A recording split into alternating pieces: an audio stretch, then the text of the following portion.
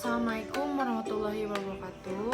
Hai, kenalkan nama saya Lutfia Tasya Hidayat. Saya kuliah di STIE Dr. Kes Mutakin Purwakarta. Saya mengambil jurusan manajemen kelas karyawan D. Di sini saya akan menerangkan teori-teori menurut sekolah saya mengambil menurut Gantt chart dalam manajemen. Teori Gantt chart merupakan salah satu tools dalam manajemen proyek yang dapat meningkatkan produktivitas individu maupun tim. Adanya Gantt chart ini meningkatkan produktivitas terutama saat membuat jadwal serta melacak kemajuan proyek yang sedang berlangsung agar penerapan dalam meningkatkan produktivitas yang kerja yang efektif dan cepat selesai.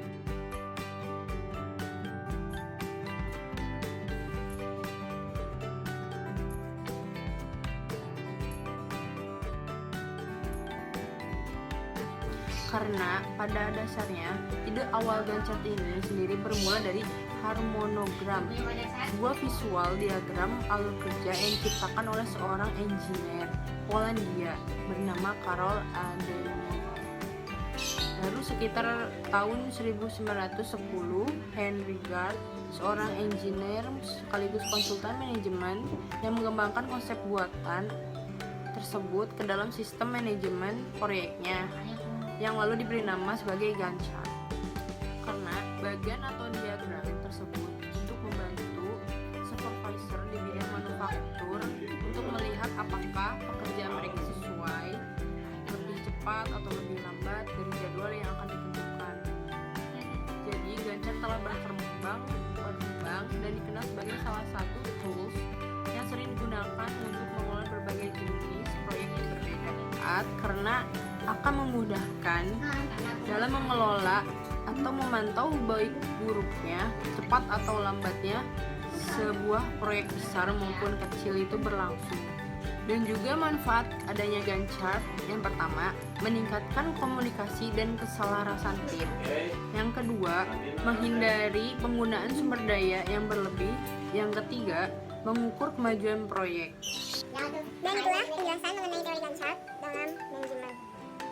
Dan saya juga akan mereview tentang konsep usaha UMKM ditinjau dari teori manajemen maupun marketing. UMKM memiliki jumlah dan potensi besar dalam penyerapan tenaga kerja. Kontribusinya dalam pembentukan produk domestik ataupun apapun itu cukup besar. Dan juga dalam UMKM ini adanya manajemen keuangan, manajemen produksi, manajemen sumber daya manusia, dan manajemen pemasaran. Dan ada macam-macam manajemen dalam UMKM, terutama yang pertama, manajemen sumber daya manusia. Adanya perencanaan SDM, analisis pekerjaan, orientasi, pelatihan, dan pengembangan ataupun kompensasi.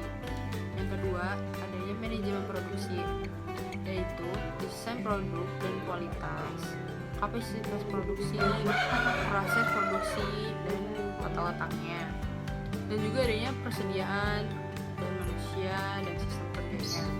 Yang ketiga, manajemen pemasaran, yaitu adanya segmentasi pasar dan sasaran pasar. Yang kedua, adanya perilaku konsumen, merek dan kualitas ataupun survei pasar. Dan yang keempat, adanya manajemen keuangan. Yang pertama adanya neraca, yang kedua harga pokok produksi, adanya modal kerja, manajemen kas, manajemen penelitian.